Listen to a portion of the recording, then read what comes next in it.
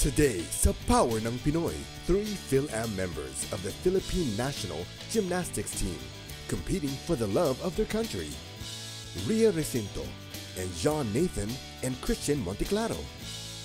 These amazing athletes train in the United States but compete for the Philippines. With today's host, Anthony Rivero.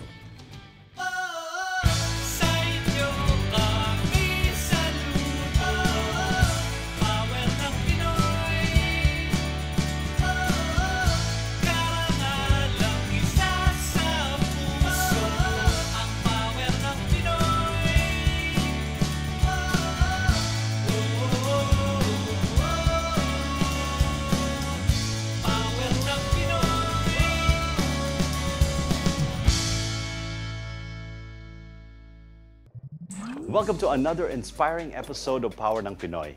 I'm Anthony Rivero. In today's episode, we'll bring to you the recent winner of the Best Coffee Shop and Best for Breakfast for the 2012 Best of Milpitas Reader's Choice Awards, Coffee Adventure Company. They're located at Seasons Marketplace in Milpitas, California. Also, we'd like to introduce to you members of the Philippine National Gymnastics Team, Ria Recinto, John Nathan, and Christian Monteclaro. These amazing athletes train here in the United States but compete for the love of the Philippines. Ria is a 2-time Junior Philippine Rhythmic Gymnastics National Champion, and she's also a 2-time Senior National Champion. John Nathan and Christian are also members of UC Berkeley's Men's Artistic Gymnastics team. The 3 of them together with their other teammates, competed for the Philippines at the Southeast Asian Games in Palembang, Indonesia, last November 2011. Let's get to know them. Born Maria Victoria Alicia Recinto on June 9, 1994 in Quezon City, Philippines. Ria and her parents, Roel and Karen Recinto, with her younger brother Jai, moved to Singapore when she was 4 years old. While in Singapore, Ria started to learn artistic gymnastics. By 2002, Ria and her family migrated to the US, where she honed her amazing skills in rhythmic gymnastics in Mountain View, California. For 7 years, she competed at the US Junior Olympics Championships. She was coached by former Ukraine national champion, former Ukraine national team coach, and US national team coach Natasha Lissagor, and former US national team member Sasha Shonenko. Ria has represented the Philippines at several competitions around the world, including the Pacific Rim Championships in 2008 in San Jose, California, the Asian Games in 2010 in China, 2009 World Cup in Ukraine, and the 2011 World Cup in Montreal, Canada. She also competed at the Southeast Asian Games in 2011 in Indonesia. She represented the Philippines in the various international tournaments in America and in Europe.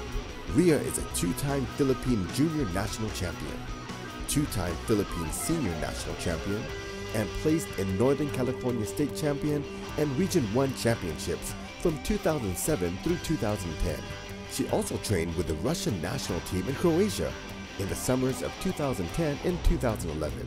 Now, Ria is 18 years old, attending Fordham University in New York, taking up pre-law. Hi, I'm Ria Recinto. I'm 18 years old and I do rhythmic gymnastics. How did you get started with gymnastics? Well, as a young girl, I had eczema and asthma, so the doctors thought I should get into sports, and so I started out doing artistic gymnastics in Singapore. And then when I moved to the United States when I was 8 years old, I started doing rhythmic gymnastics. How did you guys start not only competing for the national team, but competing on a grander scale than just being on the gym?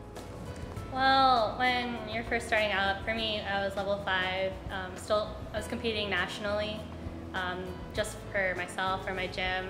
And then it wasn't until I hit level 10 in 2008 that I started competing for the Philippines. So Ria, what was your first competition like, competing at the Pacific Rim Championships in 2008? Well, that was actually my first international competition as part of the Philippine team. I'd actually been in contact with the Philippine national team since I was around 10 years old, and it wasn't until 2008 that I was actually old enough to be able to compete. Pacific Rim, and it was just here in San Jose, so it was really fun being able to actually just stay in a hotel 10 minutes away from my house and really bond with my teammates from the Philippines and get to know them, as well as representing my country for the first time. It was a great experience. You know, I really felt like the pride of the Philippines just wearing the flag on my sleeve. You know, although you trained here in the U.S., you met gymnasts from the Philippines. How did they accept you being a Phil-Am? Well, I was actually born in the Philippines, and I just moved here like when I was 8 years old. So, you know, the Filipinos on my team are very accepting, very welcoming. They're great girls. I'm very close to them until now, and they've just been very supportive and helping me out as much as they can. So Ria, what was it like interacting with the other national teams from the other countries? Well, at my first international competition, it was very humbling, and I was awestruck of all the powerhouse gymnasts from like Russia, and it was very humbling to see how hard they worked and how hard they trained. And then when I went to the 2010 Guangzhou Asian Games, I really got to interact with other countries from all over Asia, and they were the best athletes that Asia had to offer. And so it was a lot of fun. You know, they were very accepting, they were very warm. All the athletes were just talking to each other, and it's really like a family kind of feeling. The 2011 Southeast Asian Games was a little smaller than the one in Guangzhou, China, which is bigger than the one in Pacific Rim. But it was more, I feel like we were like a tighter community there, just because yeah, we were all from like the same area, roughly, in the world, and a lot of our cultures were like very similar, and for the most part, we all spoke English, so it was great to interact with all of them. Gymnastics is a mentally grueling and a physically grueling sport. How do you prepare yourself? Well, mentally, every day we're just at the gym for like 8 hours. I know I was there for a really long time, so you kind of just get used to it, honestly, and you have to. It's kind of like a make or break sport. If you're not mentally tough, then you're out. So you really have to adapt and be callous about everything and really form that tough mentality, or else you're not going to succeed. You really have to work at it. So sometimes, you know, you've had good days in practice and then bad days in practice, right? When you've had a bad day, what do you tell yourself, Ria? Well, when things get really hard, I just think about how much everyone is relying on me, and I can't let them down either. I really have to work, because everyone's making sacrifices for me. I need to do my part as well, and I really need to like bring pride to whoever's been helping me to make sure that they realize that all their hard work and all the time they've invested in me is not like useless, or it wasn't wasted. It was kind of like a physical affirmation that all the hard work I've done was worth it. And so I was really proud of myself and really happy that I was given the incredible opportunity to represent the Philippines and become their champion. What has gymnastics taught you about life? Gymnastics has definitely taught me how to be tough and how not to dwell on things that go wrong, especially since we're so young when we're competing. So it really teaches you at a young age how to keep going. So I really hope that throughout my life I'll hold everything I've learned from gymnastics with me, and hopefully that'll give me an edge in the real world. There's so many lessons that gymnastics has taught me, but it's really given me a great sense of identity. Without gymnastics, you know, it would have been a lot harder for me to figure out who I am, how, my worth ethic, my morality. You know, gymnastics has really given me an identity, and I don't want to say that that's who I am, just gymnastics, but without gymnastics, you know, I wouldn't be who I am today.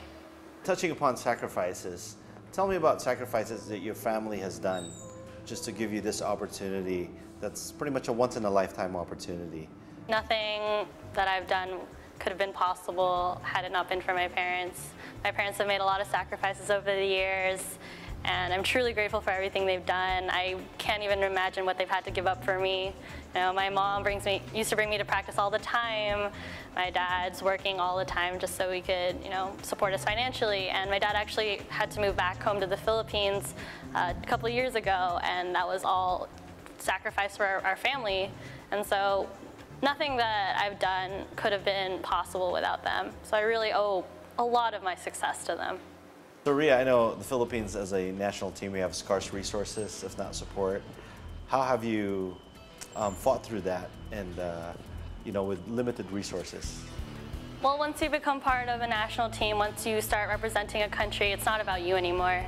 You have to ignore all the trivial like finances and support, and you just have to really look at the main picture, or the big picture, which is, in the end, representing your country and bringing pride and joy to like a culture that gives you so much to be proud of and gives you so much personality. I love apparatus manipulation. I love playing with equipment. I love learning new tricks, doing things that would seem impossible to anyone else. But I just have a lot of fun playing with the apparatus.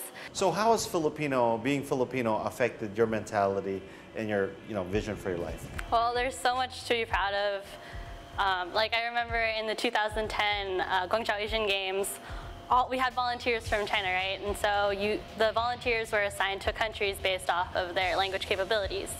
So I remember the volunteers all telling me that they were so happy to be with the Philippines as opposed to like some other country because we were so warm and inviting and humble and really happy people, and I took pride in that. So I know there's going to be a lot of young Filipino Americans or Filipinos all around the world that's going to be watching the show. What's a piece of advice that you'd like to give them, no matter what sport they get into? I would say don't let outside obstacles get you down. There's always going to be someone trying to pull you down. There's always going to be something or someone telling you can't do anything or whatever you want to do. And I'm just don't let it get to you. Do whatever you want, the way you want to do it, as long as it's like good for you. We're so proud of you. Thanks for being on Power ng Pinoy. We wish you guys all the best, continued success. But, we just want to say that we're behind you guys 100%. Thank you so much. Thank you. Thanks for having us. Yan ang Power ng Pinoy. Thanks for tuning in to another inspiring episode of Power ng Pinoy and getting to know 3 proud members of our Philippine National Gymnastics team. We hope to bring you the best to help bring out the best in you too. Join us again next week as we bring more stories from talented kababayans all across the globe. Meanwhile, come share your stories with us on Facebook. Tell us what inspires you or motivates you to reach for your dreams, whether you're in the Middle East, Europe or Asia, or anywhere in the world, because nothing is impossible to achieve your goals as long as you plan ahead, pray hard, and work even harder. And if you do well, help others do well too. Dahil yan ang Power ng Pinoy.